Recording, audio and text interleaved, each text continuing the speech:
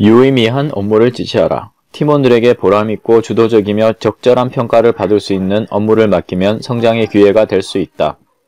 몇 년 전 프로젝트 디프리에서 한 젊은 인게이지먼트 매니저가 업무를 배정하는 일이 가장 어려웠다고 말했다.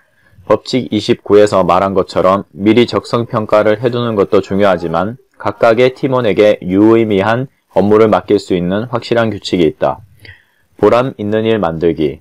팀원 각자에게 유의미한 일을 배정할 수 있다면 리더의 일이 쉬워지는 것은 물론 성과도 더 좋아진다. 내가 막 인게이지먼트 매니저가 되었을 때 상사가 다음과 같은 이야기를 해주었고 무척 공감했던 기억이 있다. 당신이 팀원에게 메일로 뭐뭐를 하도록 지시하는 시간에 비례하여 그 업무가 완료될 때까지 걸리는 시간과 노력이 3배가 드는 일을 팀원에게 맡기도록. 물론 실제 시간을 재는 것은 불가능하다. 하지만 요점은 명확하다. 유의미한 업무란 시간과 노력이 들고 효과, 즉 생산성이 눈에 보이는 일이다. 내가 했을 때 즐거운 업무를 생각해 보면 다음에 3가지 요소로 요약할 수 있다. 첫째, 어린 시절 보조바퀴 없이 자전거를 탄 것처럼 스스로의 힘으로 해낸 일. 둘째, 간단하지 않은 일. 이는 자전거를 탈 수 있게 된 나를 평생 잊지 못하는 사람이 많은 것과 같은 이유이다. 셋째, 주위 사람과 상사가 자신의 공적을 인정해 준 일. 이는 높게 평가할 만한 중요한 의미를 가진 업무여야 한다. 공원에 있는 아이들이 부러운 눈으로 쳐다보고 부모님이나 다른 어른들이 칭찬해주면 자전거를 타는 자신의 새로운 능력이 무척 자랑스러워질 것이다.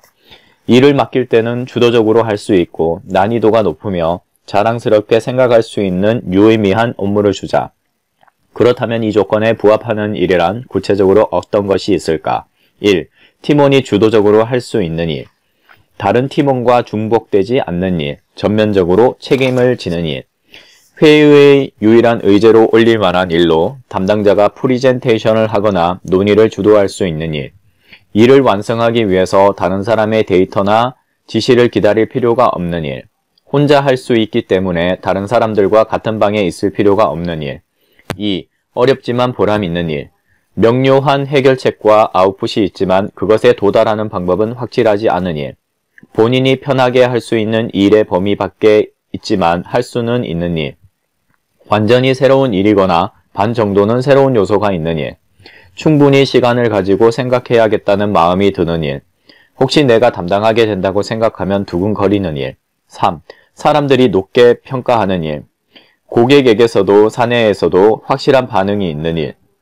독자성이 있고 시사하는 바가 많으며 현실적인 일. 만인이 대단하다고 생각하는 일. 보람 있는 일을 맡기려면 이 3가지 측면을 전부 고려해야 한다. 또한 그 일이 업무 전체에서 어떤 위치에 있는지를 담당자가 제대로 이해하고 있는지도 중요하다. 당신이 전체 모습을 제대로 설명하면 팀원들은 당신의 배려에 고마워하고 더 좋은 성과를 내기 위해 최선의 노력을 다할 것이기 때문이다. 확실한 아웃풋을 내놓기 위해 집중하다 보면 잊어버리기 쉽지만 네트워크에 접속한 컴퓨터와 다르게 팀원 전체의 생각은 자동적으로 맞춰지지 않는다는 사실을 꼭 기억하자. 마지막으로 다른 사람들에게 스포트라이트를 비출 수 있는 기회를 반드시 이용하자. 한 클라이언트 기업과의 최종 평가 회의에서 클라이언트가 회기 분석에서 중요한 결과를 이끌어낼 수 있었던 것은 80곳 이상이나 되는 창고에서 재고 데이터를 수집해준 하토리 씨의 노력 덕분입니다 라고 언급하면서 칭찬한 적이 있다. 개인적으로도 기쁜 일이었지만 거기서 나는 분석을 할 수 있었던 건 팀원들이 강한 인내심으로 몇 기가바이트나 되는 데이터를 다운로드해 주었기 때문입니다 라고 말했다.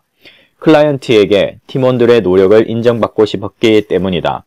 사내의 팀이나 임원급 직원뿐만 아니라 고객까지 모두가 팀원의 노력과 성과를 알 수 있도록 배려하자. 팀원이 정당한 평가를 받도록 만드는 것은 리더의 책임이다. 현명하게 상황을 선택하고 아낌없이 칭찬해주자.